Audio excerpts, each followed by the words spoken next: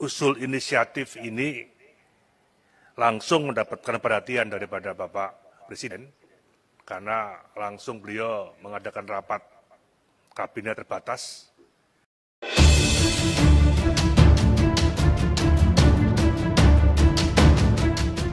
Yang saya hormati, Saudara Ketua, Wakil Ketua, Bapak Ibu, anggota Komisi 2 DPR RI, baik yang hadir secara fisik maupun secara virtual, yang kami muliakan. Yang saya hormati, Bapak Mendagri, Bapak Wakil Menteri Hukum dan HAM, Bapak Dirjen Anggaran yang mewakili Ibu Menteri Keuangan, dan para teman-teman pejabat dari Eselon 1, Kemendagri, Menpan RB, dan Kementerian Hukum dan HAM.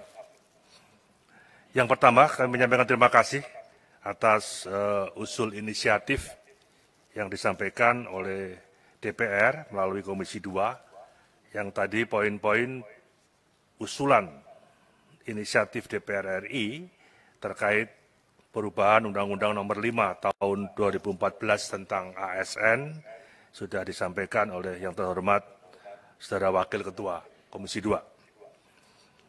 Yang kedua, kami menyampaikan bahwa usul inisiatif ini langsung mendapatkan perhatian daripada Bapak Presiden, karena langsung beliau mengadakan rapat kabinet terbatas bersama Wakil Presiden, bersama Menseknek, Seskap, dan Kepala Staf, kemudian Pak Mendagri, Ibu Menteri Keuangan, Pan RB, dan Menteri Hukum dan HAM, serta Menko Polhukam, mengkaji, membahas usul inisiatif dari DPR berkaitan terhadap Undang-Undang 5 Tahun 2014 tentang ASN.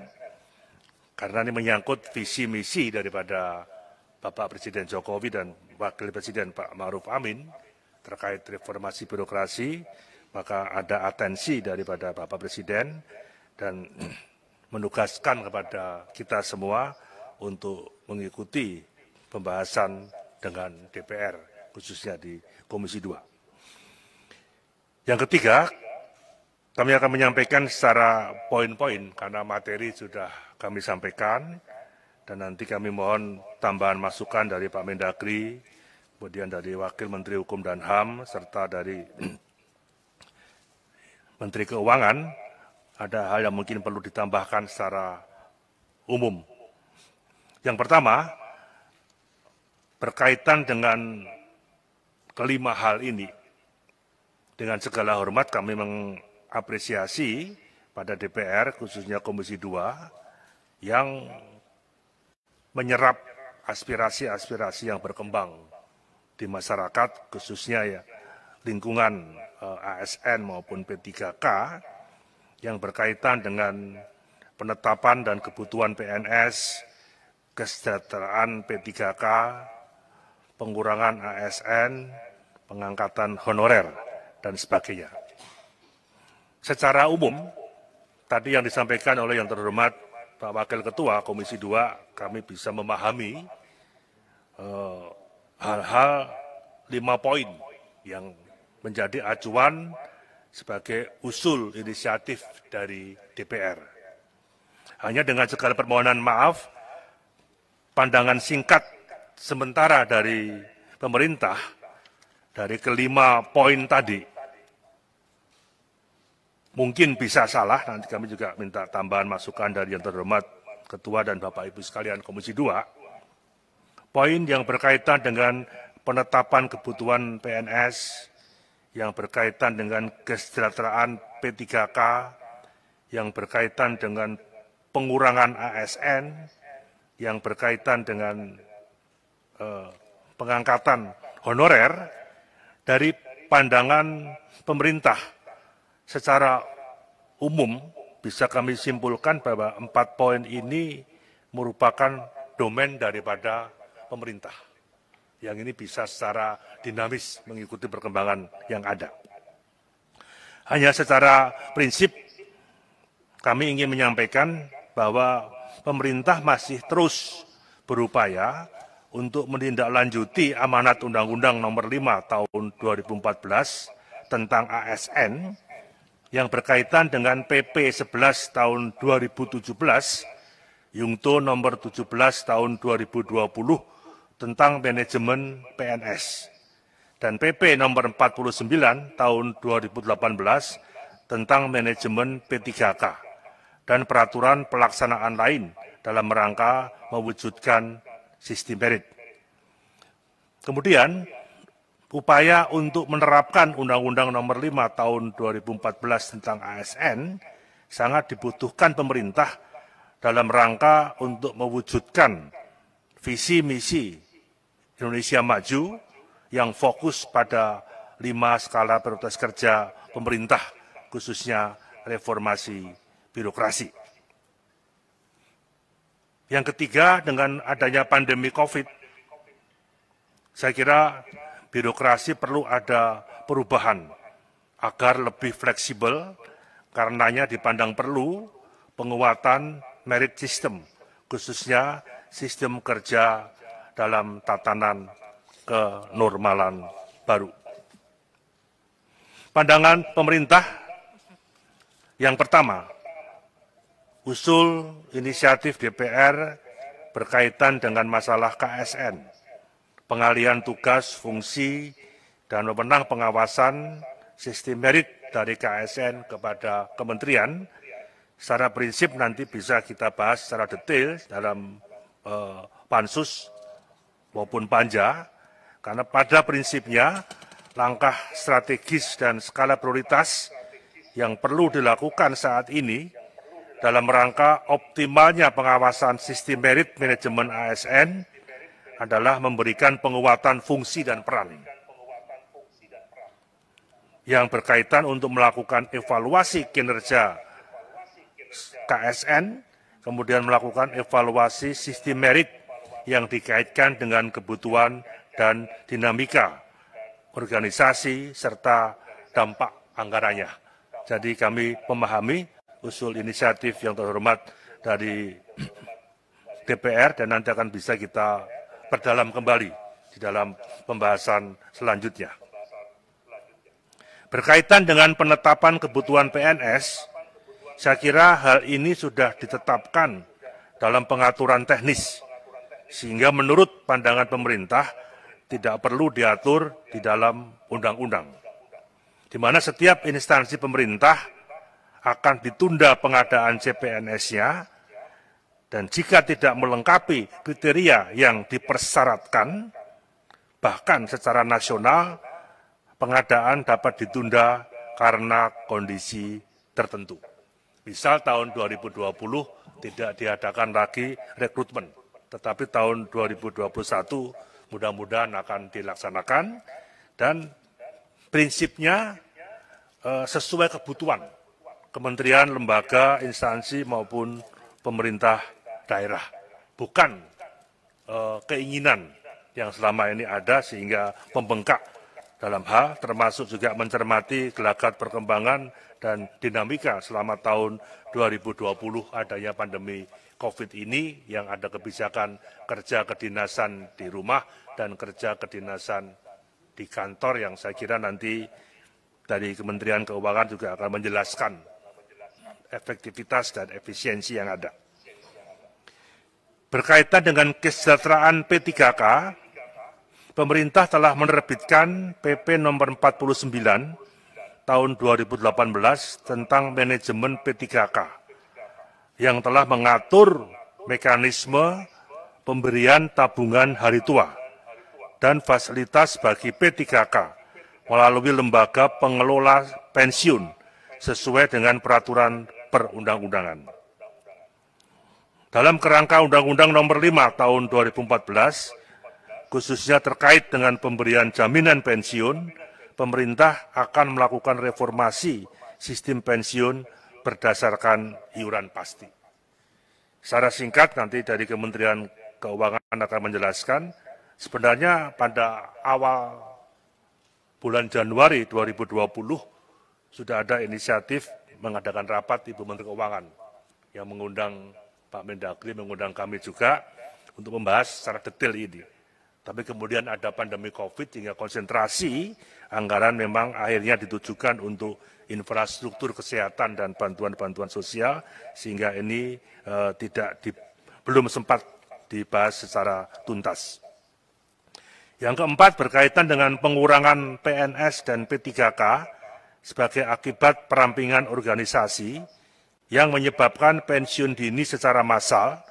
Pemerintah berkonsultasi dengan DPR berdasarkan pada evaluasi dan perencanaan pegawai.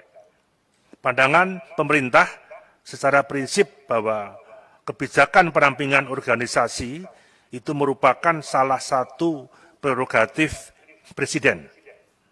Dan menurut PP 11 tahun 2017 tentang manajemen PNS, dalam hal terjadi perampingan organisasi atau kebijakan pemerintah yang mengakibatkan kelebihan PNS, maka PNS tersebut terlebih dahulu disalurkan pada instansi pemerintah lainnya. Sebagai contoh, mengenai penghapusan beberapa lembaga-lembaga dan badan yang ada. Itu sebelum kita putuskan untuk dihapuskan atau diintegrasikan dengan kementerian, kami sudah membahas dengan Kementerian Keuangan, sudah membahas dengan BKN dalam kaitan anggaran, dalam kaitan mau disalurkan kemana. Dan secara prinsip dari 17 lembaga badan yang sudah dihapuskan atas dasar keputusan Presiden ini tidak menjadi masalah prinsip. Perampingan organisasi dilakukan dengan hati-hati, sesuai dengan peraturan perundang-undangan, melalui proses evaluasi, analisis jabatan, analisis beban kerja, agar dapat diketahui kebutuhan real pegawai. Ini yang diinginkan oleh penjabaran daripada reformasi birokrasi, bahwa tata kelola pemerintahan atau smart government yang ramping, yang ingin dikembangkan ke depan, ini yang menjadi salah satu keinginan dari visi misi Presiden tahun 2020 sampai 2024. Dan berdasarkan Undang-Undang 39 tahun 2008 tentang Kementerian Negara, perubahan kementerian pasti akan diberitahukan kepada DPR. Usulan DPR berkaitan dengan pengangkatan tenaga honorer. Pandangan pemerintah bahwa penerimaan PNS dan P3K harus dilaksanakan melalui penilaian secara objektif berdasarkan kompetensi, kualifikasi, kebutuhan instansi pemerintah, dan persyaratan lain yang dibutuhkan dalam jabatan. Sejak ditetapkan PP 48 tahun 2005, PPK dilarang mengangkat tenaga honorer atau yang sejenis. Pengangkatan dimaksud secara langsung bertentangan dengan prinsip sistem merit dan visi pemerintah untuk 5 tahun ke depan.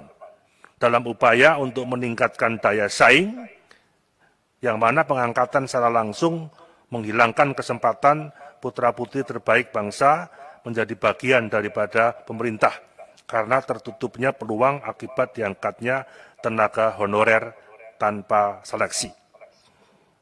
Pemerintah dalam kurun 2005-2014 telah melakukan seleksi terhadap tenaga honorer ex-THK 2 dan mengangkat lebih kurang 1.070.092 tenaga honorer yang dinyatakan lulus seleksi.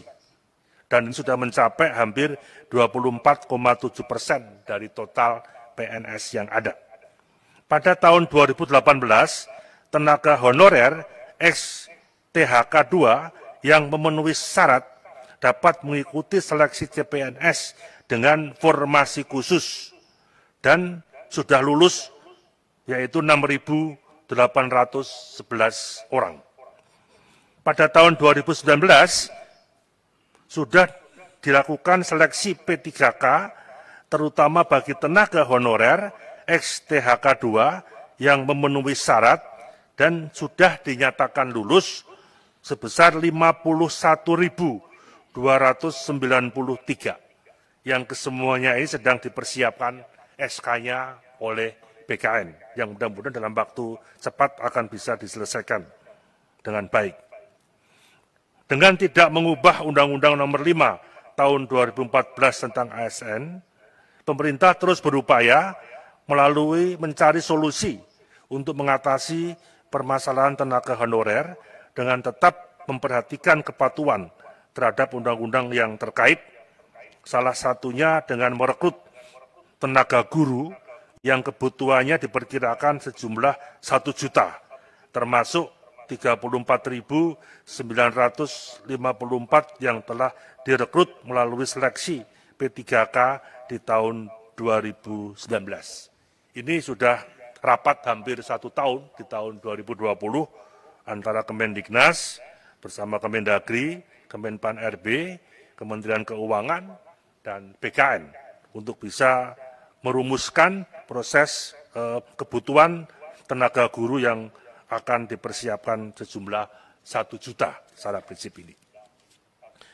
Pimpinan dan Bapak Ibu anggota yang kami hormati, kesimpulan bahwa pada saat ini secara prinsip pemerintah memandang masih belum perlu melakukan perubahan secara drastis yang tadi diusulkan oleh yang terhormat DPR dari 5 poin. Mungkin yang 4 itu merupakan domain pemerintah. Di mana Undang-Undang Nomor 5 Tahun 2014 tentang ASN justru sangat diperlukan untuk mendukung upaya pemerintah dalam melakukan reformasi birokrasi, khususnya mendorong peningkatan kualitas birokrasi dalam rangka mewujudkan Indonesia maju. Masukan-masukan daripada usul inisiatif yang terhormat anggota Komisi 2 DPR bisa memperkaya dalam konteks menyempurnakan, tetapi tidak merubah secara prinsip yang ini menjadi domain pemerintah.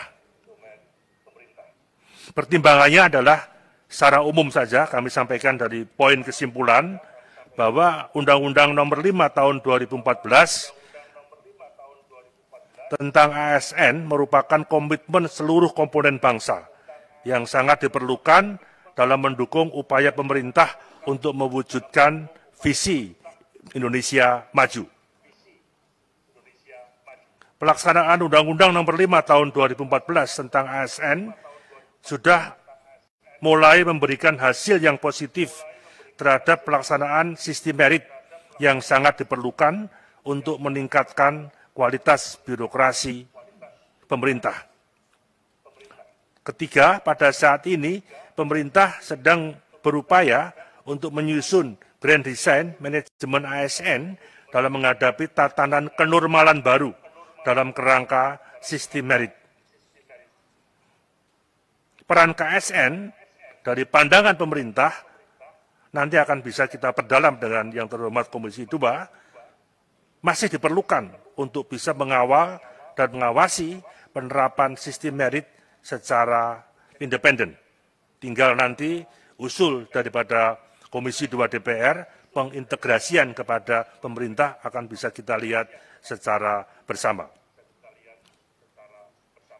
Dalam hal kesejahteraan pegawai, pemerintah dengan perjanjian kerja, pemerintah pada dasarnya sudah melakukan pengaturan tersendiri tentang manajemen P3K. Terkait penyelesaian tenaga honorer, tidak perlu dimasukkan ke dalam undang-undang, menurut pandangan pemerintah, karena pada saat ini pemerintah terus berupaya melakukan penyelesaian melalui skema P3K. Yang terakhir, Kementerian Pendidikan dan Kebudayaan selaku instansi pembina jabatan fungsional guru pada tahun anggaran 2021 sudah merencanakan melakukan rekrutmen P3K untuk tenaga guru, di mana kebutuhan 1 juta guru dan 34.954 telah direkrut melalui seleksi P3K di tahun 2019 dan ini sudah diadakan rapat intensif koordinatif dengan Kemendagri, dengan Kementerian Keuangan, dengan Kemenpan RB, dan BKN. Demikian, Saudara Ketua, Wakil Ketua, dan Bapak Ibu, anggota Komisi 2 DPR RI yang kami hormati, pandangan pemerintah poin per poin atas usulan rancangan undang-undang berkaitan dengan perubahan Undang-Undang Nomor 5 Tahun 2014 tentang ASN. Dan mohon untuk bisa diizinkan, sebelum kami mengembalikan kepada Ketua, untuk mungkin ada tambahan-tambahan masukan dari Bapak Mendagri, dari Wakil Menteri Hukum dan HAM, dan dari Kementerian Keuangan oleh Dirjen Anggaran. Mohon izin, Tuan.